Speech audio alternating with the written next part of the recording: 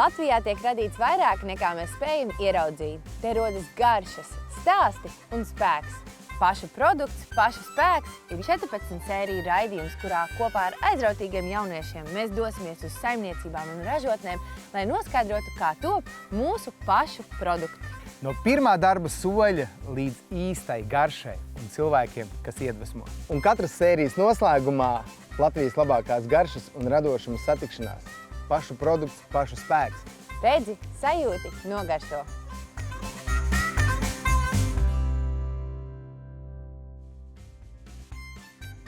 Mūsu 14 sēriju piedzīvojums šodien mūs ir atvedis Baltijas jūras krastā, kur cilvēki jau paudžu paudzēs ir saistīti ar jūru un zveju.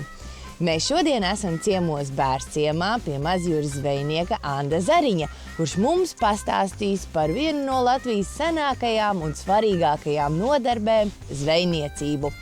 Mūsu šodienas produkts ir piekrastes zivis. Bērni, vai jums garšo zivis? Jā. Bet vai jūs kaut ko zinat par zvejniecību? Nē. Nu, tas ir labi, jo šodien mēs to noskaidrosim. Laiks doties jūrā.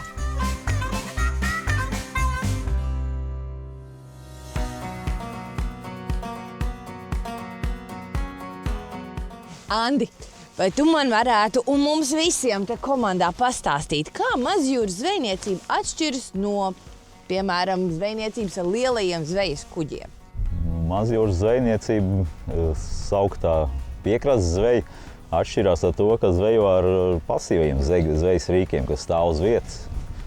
Lielie kuģi zvejo pārsvarā traļiem, ko velk pa grundu.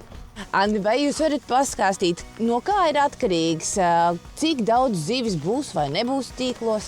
Nu, tur ir atkarīgs no daudziem visādiem faktoriem. Ir no laika apstākļiem atkarīgs, no straumēm, no jūrā kādas ir straumes, un arī no sezonas, kāda ir sezona. Zivs vai nāk pie krasta vai nenāk pie krasta. Vai jūs jau zināt tādu apstākļu kopumu, pie kā jums liekas, šoreiz būs baigi labi? Pēc sezonas var pateikt, iet uz kaut kādu noteiktu zivu, liek tīkls uz kaut kādu noteiktu zivu. Un šajā sezonā, kas ir tā noteiktā zivs? Šajā sezonā tagad bija reņģes, bet tagad reņģes iet uz beigām, tagad drīz būs buti. Ir tagad arī luču sezona, luču murdos ir luči. Jūs teicāt, mazjūras zvejniecībai raksturīgi ir pasīvie rīki. Kas ir tie pasīvie? Mazjūras zvejniecībai ir raksturīgi pasīvie rīki, jo zvejo ar tīkliem, ar murdiem, ar stāvadiem. Stāvadiem? Jā, stāvadiem. Kas ir stāvadi? Stāvads ir uz vietas noenkurots reņģu zvejas rīks. Liela jūras zvejniecība atšķirās ar to, ka tiek vilkti rīki. Traļi vilkti pa jūru, un tās atķertas zivs. Bet jūs viņus novietojat? Mēs viņus noenkurojam uz vietas, un tas saucās tā pasīvā zveja. Tā es par stāvadu nezināju. Man likās, ka tāds tikai daudz dzīvokļu mājā. Bet redz, kā tik daudz ko jaunu uzzinām. Reņģu stāvads. Skaidrs. Un cikos sāks jūsu darba diena? Darba diena sākās kā kuru reizi, bet agri no rīta, 5, 4, 6, kā kuru reizi. Jūs agrie putniņi vispār Jā, esat. zivs ir jāiet agri vilkt ārā no jūras. Kas ir tas grūtākais jūsu darbā, kā jūs teiktu? Grūtākais ir tā pati zveja, ka tu nezini, kā būs vējš vai nebūs vējš, kas būs. Ka jūs atkarīgs no laikapstākļiem Tas ir atkarīgs no laikapstākļiem, jā. Kādas zivs arī būs. Jums pašam ir kaut kādas mīļākās zivs? Buti. Butis ir jūsu mīļākās? Jā, cepts. Cepts ir tās labākās. Pašam neiestājas kādreiz apnikums? Kā kur reizi, bet tā nē, pārsvarā nē. Un bērniem arī bija jautājums mājiņa. Droši prasi. Kas ir jūsu populārākās zivis un vai ir taisnība, ka roņi apēd visas zivis? Populārākās zivs butis, luči, arī lasis trāpās. Kad ir ronis, tad viņš viss zivs, kas tīklos ir pārsvarā apēd, izņemot butis. Tad tās viņš atstāja. Butis viņš buti viņš ēd pēdējo. Ja galīgi nav ko ēst, tad apēd buti. Kā jūs iemācījāties tīklus izmest jūrā? Iemācījos tīklus izmest jau no bērna kājas, jau gāju, skatījos, ko tēvs un vecāki dara. Un tā es arī iemācījos likt tīklus. Ancīt, tev arī bija kāds jautājums? Vai vētrainā laikā arī iet ar laivu jūrā? Nē, vētrā mēs jūrā neejam. Var laivu apgāzt un var noslīgt. Tad tīkli gaida, ka laiks pierimsies un tad Jā, ja ir tīkli ielikt un uznāk vētra, tad gaida, kad vējš norimstās un tad iet pakaļ tīkliem. Eiropas Savienībā ļoti svarīga tradicionālā zvejniecības saglabāšana un piekrastes kopienu saglabāšana. Kas jūsuprāt ir tās svarīgākās zināšanas un tradīcijas, ko ir vērts nodot nākamajām paaudzēm mazjūras zvejniecībā? Tieši zveja ar laivām, mazajām māju laivām no ciemiem un zivu apstrāde, zivu kūpināšana uz vietas. To tieši arī jāsaglabā. Un tieši tās jūsu recepts? Jā, tur ir recepts daudz un dažādas. Katrs taisa savādāk. To kūpināšanu katrs arī kūpina savādāk. To vajag arī saglabāt. Sofija, tev arī bija kāds jautājums? Kurš zvejniecībā ir visinteresantākais darbs? Visinteresantākais darbs ir iet tīkls pārbaudīt. Kādas zivs ieķērušā. Tas ir pats interesantākais darbs. Kādreiz ir bijis kāds neparasts pārsteigums, valkot ārā tīklu, kaut ko ieraudzīja, ko negaidījāt ieraudzīt? Var kādu vecu ankuru izcelt vai kaut ko tādu. Vai kādu negaidītu zivs. Kas ir negaidītas zivs? Stūrs kādreiz trāpā. Tad jau mums ir laiks doties, apskatīties, kas ir tīklos. Iesim? Jā. Esam jūras krastā ar visiem tīkliem, un tagad tā interesantākā daļa redzēt un saprast, kas tajos ir iekšā, un arī no Anda uzzināt, ko tad darīt tālāk. Kāds tad mums ir pirmais darbs, Andi? Jā, tīkli ir izvilkti no jūras, un tagad ir jāņem ārā zivs. Kā bija ar to lomu, vai tu vari nokomentēt? Šodien lomas galīgi švaks, jo nav vajadzīgie laika apstākļi, ir strauma bijusi, ir aļģes tīklos, un zivis nav praktiski. Un tomēr. Kāda zivs ir. Vai Jākabs var ķerties jau pie darba? Jā, var ņemt ārā. Maiņa, tu arī droši darbojies? Man bail. Tur ņem to, kurā jau tur vēl paši dzīvo. Nē, viņa ir agresīva. Kas tad ir tā pa zivi, ko tu tur Jākab cel ārā? Kā tev šķiet? Tā ir bute. Bute. Tā ir jūsu populārākā zivs, tā Jā. varētu teikt. Kas tāds ir? Ūdens. Ūdens? Jā. Nē, vienkārši. Es kā viņam tikā. Droši lietas tur, Jākab. Jāņem galvenais no tīkliem ārā. Tā, tad droši darbojieties. Un tad visas zivis izņemam no tīkliem, ieliekam vannā. Ieslēdz droši, Sofija. Obā! Reku noņem nost tās tīklus, redzi? Jo reku Sofija varbūt to var parādīt uz augšu, kāds tad vēl šodien neparasts guvums tīklos. Vai bieži gadās krabis tīklos? Jā, mums diezgan bieži tagad gadās krabi. Un kā tad viņi šeit nokļūst? Atved droši vien ar kuģiem. Kā jūs varat zināt, kurā vietā likt tīklus, lai noķert zivis? To precīzi nevar zināt. Tīkls liek vairākās vietās parasti. Tur kaut kur tās zivs būs. Skaidrs. Tad mums jāķerās pie zivju tīrīšanas. Jūs gatavi? Jep. Zivs jāiztīra, jāizņem iekš un jānomazgā. Tad ir jānogriež galvas. Tātad vispirmais uzdevums, lai zivi notīrītu, ir nogriezt tā galvu. Jākab, tu jau zini, kas būs tālāk jādara? Jāizņem iekš. Skaidrs nav. Andi, mums vajag palīdzību. Mums vajag paraugu, kā izņem ārā. Kā izņem? Jā. Tā. Nāzi jāatgriež vaļā. Tad tas mums iztrūk. Un tas ir arī viss? Tas arī viss, jā. Vai cik maz? Iekš nav daudz. Liec iekšā mazgāties. Ancīt, to arī paņemsi mazgāties ielikt. Ņem droši, Anci. Ar abām rokām. Jā. Un cik ilgi viņām jāmazgājas? Jāizmazgā asins, lai nav asins iekšā un viss. Kas ir grūtākais zivju apstrādāšanās procesā? Pats grūtākais ir zivu iztīrīšana. Tagad zivs ir nomazgāts, tagad viņas jāliek ir kūpināšanā uz restēm, uz virbiem. Kādi jūs teicāt? Uz virbiem vai uz restēm. Uz virbiem vai uz restēm? Un jāliek ir šitās butas, ir jāliek ar tumšo pusi uz leju. Bet pirms mēs ķeramies pie darba, te vēl dažiem bija iekrājušies jautājumi. Jā, Ancīt. Ko mēs ar krabiem darīsim? Ko mēs ar krabiem darīsim? Tāds bija jautājums, Andi. Ko mēs ar krabiem darīsim? Krabis nekūpināsim. Mēs laidīsim viņus vaļā? Jā, Bebīšis. Kādreiz zivis ir jāņem uzreiz un jāiztīra pēc noķeršanas. Tāpēc, ka zivs ātri bojājās un viņas pēc iespējas ātrāk ir jāapstrādā, lai nesabojājās. Tātad Andis teica, ka butas jāliek ir uz virbiem ar tumšo pusi uz leju. Un vienalga, kā viņu tur liek? Šitā te jau. Gareniski šitā lietas, nu, šitā, jā. Aha, labi. Tā uzmanīgi, ka neizkrīt cauri. Tā, es tev pacelšu. Es zinu, kā es viņu likšu šādi to zivtiņu. Tādi, labi. Un kad visas zivis ir šādi saliktas, ko mēs darām tālāk? Tad stumjam iekšā kūpinātavā un kūpinām. Un cik ilgi Pusotras, notiek? 2 stundas. Kā mainās garša pēc kūpināšanas? Garš mainās, ir savādāk nekā ceptai un ir savādāk nekā vārītai, jo ir dūmu garša klāt. Aiziet. Pagad, Ļoti labi. rekur vēl vien.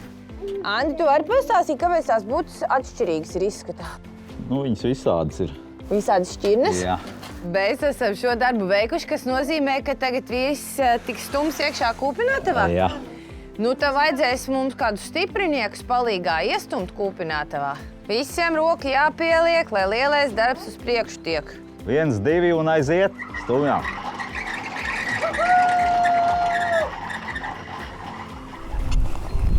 Mēs laidīsim, kā mēs atpakaļ jūrā. Nē, ieliec smuki. Jā, un te arī ieliks. Vienkārši pieliecies un liec. Tā kā viņš ir sarkaņo dzīvi. Pusotra stunda ir pagājusi, un Andi saka, Ka zivs ir nokūpinājušās. to mēs gribam redzēt. Velkam ārā. Aiziet. Kā tas notiks? Mēs otrā rindā, tur pirmā rindā skatās.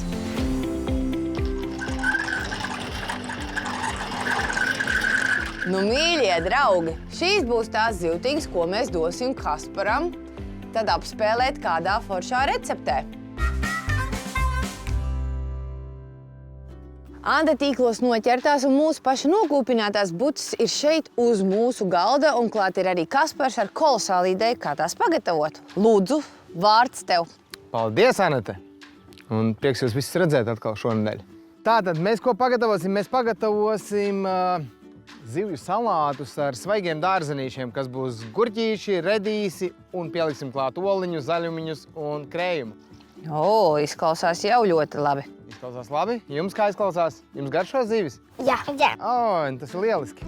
Kurš no jums ir gatavs tīrīt zivi? Es. Jēkabs, studijā.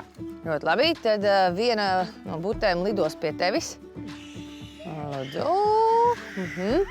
Vai tu ir gadījies kādreiz tīrīt, kūpināt buti? Varbūt, Kaspar, tu vari mums parādīt, kas ir jāņem vērā, kad Es domāju, ka kūpināt liekam buti? uz šito pusi. Butei ir tā burvība, ka butei nav kaulu. Tāpēc bute man... Tas ir viens liels, bet viņai nav tās mazās asakas, kas ir. Tāpēc butei reku noņemam šito asaku nost. Un pēc tam mēs varam viņu dalīt kaut kā nost no kaula. Un zivs gabalus neko mēs negriezīsim, vienkārši met tur iekšā. Nu, principā nekāda baigā augstākā tehnoloģija nav kā notīrīt buti. Griežam gurķīti 4 daļās. Šitā vien... Jā. Kā? Tā un tā. Un tu, ko man darīsi, nomizos šos te, lasi nost no kātiņa un tad apgriez rekur galus. Nu, un tu, draudziņ, ko darīsi? Vai tu nolobīsi olas? Es mammai mājās tīrolas manam sunim. Es tev pieredzējis suņu olu tīrītāja. Jā. Nu, tad es lieku tev olas šeit. Kaspar, kā tu izvēlējies, ka šī būs īstā recepte šodienai? Es izvēlējos šo recepti tieši tāpēc, ka šodien mums galvenajā lomā ir zivs. Tāpēc arī mēs viņu gribam atstāt galvenajā lomā un ar šiem te svaigajiem dārziņiem tikai tā kā papildināt viņas garšu. Neiejaucot majonēzes vai jebko tādu sarežģītu, kas tā kā mums to zivs garšu nomāktu. Kā tu vispār teiktu cilvēkiem, kā iesaistīt vairāk pašu produktus un šādas te pašu kūpinātas zivis savā ēdienkartē? Nu, laikam jau jāsāk ar to, ka jābrauc ir uz jūru pašiem. Jābrauc šeit uz Enguri, jebkur uz jūru. Un tad pa ceļām var piestāt kaut kur nopirkt gurķīšus. Un šeit jūrmalā ar garantiju mēs dabūsim zivis. Tu gribi sagriezt šito? Redīsiņus? Mums nav pārceptas. Sasmalcināt vajag, jā. Saprot, ka te nav tāda, kā lai saka, te nav tāda noteikta veida, kā to darīt. Rupjāk vai smalkāk, jo rupjāk tā zivs būs, jo vairāk mēs to zivs garšu sajutīsim, ja nesajauksies visu kopā. Tā, nu ko mēs darām ar redīsiem? Atcerieties, mēs redīsus jau izmantojām vienās salātos. Un kas bija ar redīsiem? Redīsi ir... Pie spārģeļiem. Pie spārģeļiem. Redīsiem ir ļoti spēcīga garša, tāpēc redīsus mēs gribam sagriezt smalkāk nekā mums ir gurķīši un zivs. Lai tajā katrā kumosā mēs neuzkožamies uz lielu redīsu gabalu un tad zivs garša pazudīs. Es piedāvāju ņemt šito nazi pirmkārt. Un tad lēnā garā griežam redīsus smalki. Šitā. Derēs? Pasmalku nebūs, ja tu uztraucies par to, Sofija. Smalku nebūs, jā. Kaspar, kādas tev attiecības vispār ir ar zivīm? Man garšo zivis, taču zivīm man nepatīk tās asakas. Un tāpēc bute man personīgi ir mīļākā zivs, tāpēc, ka ļoti mazs risks ir, ka varētu to asaku norīt. Man garšo zivis, jā, bet tās asakas vienmēr tā kā, ja tur ir asarīts vai raudiņa, tad labāk nē. Tad, saka, bute ir vieglākais veids, kā ēdienkartē iesaistīt zivi. Nu, ir viens no vieglākajiem, jā. Kur mums olas, tad mēs pabeidzām? Ko mums darīt? Olas mums vajadzēs sasmalcināt. Es piedāvāju dzeltenumu atsevišķi un baltumu atsevišķi. Piedāvāju dzeltenumu sajaukt ar krējumu kopā, tad mums būs dzeltenais krējums. Man patīk, kā jūs izpaužaties, jā, principā šajā receptē mēs varētu dot Plucinātās olas. īpašo nosaukumu pašu zivs salāti ar plucinātām olām. Dzeltenumus paturiet rokās, baltumus beram bļodā. Liec dzeltenumu šeit, saspied. Es arī gribu dakšiņu saspiest. Es arī paņemšu dakšiņu, ar ko saspiest. Kolosāli. Kolosāli mums te iet viss tā. Šajā galā ir Sofija gatava nodot Sofija, tu esi malicis. tālāk savus redīsus. Nu, man liekas, ka vajag tad viņus mest iekšā tajā bļodā, ne? Labi. Tad es varbūt ar tēlīti aizlidošu uz turieni. Skatieties, atcerieties mūsu pirmo raidījumu. Kas ir vienmēr kabatā Kasparam? Melnie pipari. Pielieciet sāli, pagaršojiet, un sāls ir uz jūsu atbildību tagad. Kā vajag sākt ar tām garšvielām? Labāk sākumā vairāk vai mazāk? Mazāk. Šis kā sniega. Man jau liekas, ka vairāk, un tāpēc tam ņemt nost, ne? Sājuši. Nu jā, atžgāni, bet labi. Atžgārni, sanāktu mums kaut kas tad. Mums ir paskāps. Izstās ļoti labi, Es tā Kaspar. domāju, ka pietiek mums. Izskatās vasarīgi salāti. Nu, Vai kā ne? tev šķiet, vasaras salāti vispār ir iespējami bez dillēm?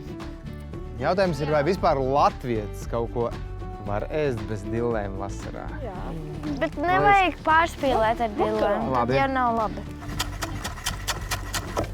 Tā, nu es atļaušos veikt sajaukšanu, ja?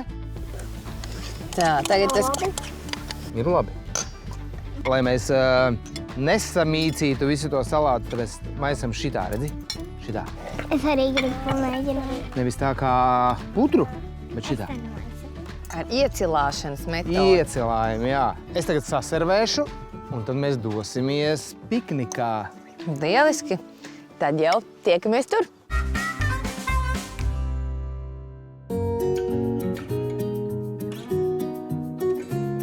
Dienas gaidītākais mirklis ir klāts. Mēs beidzot varam nodegustēt salātus, kas mums ir sanākuši no mūsu pašu produktiem. Labu apetīti!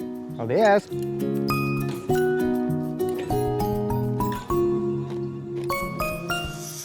Tik svaigi. Man ļoti garšo. Tikai es vienu asaciņu tomēr noķēru. Bet to var just, ka no rīta kupinātas zivs. Kā esat uzmanīgi, ja nu kāda pasilīdēsi garām. Un uz zivtiņa garšo lieliski. Un tiešām taisnība par to, ka zivtiņai jābūt galvenā lomā. Meitenes, kā jūsu galā garšo? Ļoti labi. Jā, labi. Šiem salātiem ir daudz vietas improvizācijai, jo šos salātus mēs varam ēst brokastīs, pusdienās, vakariņās. Bet ne jau tāpēc, ka vienkārši ēst brokastīs, pusdienās, vakariņās. Piemēram, brokastīs mēs viņus varam ēst ar maizīti. Pusdienās mēs viņus varam ēst ar vārītiem kartupelīšiem. Vakariņās mēs varam šiem salātiem pielikt klāt vārītus kartupelīšus. Un būs vakariņu salāti. Nu, tas nenozīmē, ka vienu dienu jāēd visu laiku vienu tie pašu salāti, bet vienu dienu brokastīs, vienu dienu pusdienās, vienu dienu vakariņās. Lai neapnīk. Lai neapnīk, jā. Nu, fantastiska diena mums ir aiz muguras. Tik daudz iespaidu. Jākab, es gribu tev pajautāt, kas ir tas, kas tev šodien visvairāk patika? Man visvairāk patika braukt ar laivām.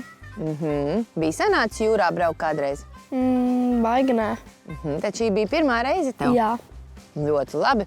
Sofija, ko tu šodien uzzināji jaunu varbūt? Es uzzināju par mazjūras zvejniecību. Jā, nu kas tā vispār ir? Es arī godīgi teikšu, nemaz nezināju. Ancīt, varbūt bija kaut kas, kas tevi šodien pārsteidza? Man pārsteidza tas, ka tīklos var gadīties arī kāds Ķīnas krabis. Jā, tas tiešām bija neparasti. Paldies tev! Māja, atbraucot mājās, ka tev prasīs, kā tev šodien gāja, ko tu uzzināji, ko tu savējiem stāstīsi? Es noteikti izstāstīšu, ka viņiem dzīve ir kā loterija. Tu nekad nezināsi, vai beigās būs kāda zivs, vai nebūs, vai kāds krabis tiks vai netiks. Vai kāds apēdīs viņas, pirms tu dabūsi viņas, tā kā maza loterija. Ļoti labi. Nu, un Kaspar, kas ir tavs novēlējums, ko tu gribētu, lai tie, kas skatās raidījumu, noteikti zina par piejūras zvejniecību?